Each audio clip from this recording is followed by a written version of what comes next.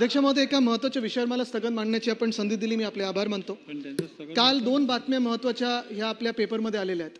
संजय गांधी राष्ट्रीय उद्यान ह्याचा मास्टर प्लॅन मुंबई महानगरपालिकेने प्रकाशित केलेला आहे आणि त्याचबरोबर ही एक दुसरी बातमी म्हणजे एका वानराला, एका माकडाच्या गळ्यात आपण पाहतो एक स्टीलचा बाण हा मारला गेलेला आहे. अध्यक्ष महोदय, आत्तापर्यंत आपण पाहत होता तिकडची जी लोकवस्ती होती, जे आदिवासी बांधव होते हे आणि बाकीचे जे वन्यजीव आहेत ते एकमेकांच्या आपण पाहतो कोऑपरेशनमध्ये राहत होते, कोएक्झिस्ट करत होते. पण धोक्याची घंटा ही आहे की कालच जे एक मास्टर प्लॅन आलेला आहे तो ना आमदारांना माहिती आहे ना स्थानिक लोकप्रतिनिधींना माहिती आहे.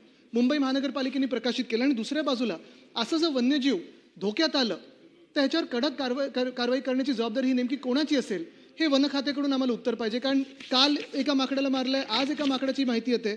आपण जर चित्र पाहिलं, त्याचा चेहरा पाहिला तर भयानक त्याला एक वेगळा त्रास होत आहे त्या माकडाला. बरोबर मानेतून तो बाण गेलेला आहे. आणि दुर्दैव असं आहे की आपल्या देशात अनेकदा आपण पाहतो की वानरांना आपण पाहिलं की लगेच नमस्कार करतो. अयोध्येसारखं स्थान असेल किंवा इतर स्थानी एक वेगळी श्रद्धा आहे या वानरांबद्दल.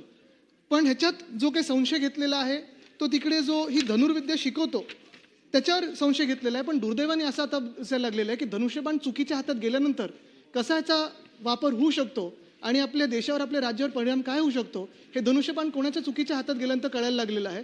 आपल्याकडून, आपल्या माध्यमातून मी शासनाला याची तातडीने दखल घेण्याची आणि याच्यावर कारवाई करण्याची, जसं आपण सांगतो की कुठचंही वन्यजीव दुसऱ्यावर आलं, माणसांवर आलं तर शूट ॲट साईट ऑर्डर देतो, तर ह्याच्यात शूट ॲट साईट ऑर्डर देणार का हा माझा प्रश्न आपल्या माध्यमातून या सरकारला आहे.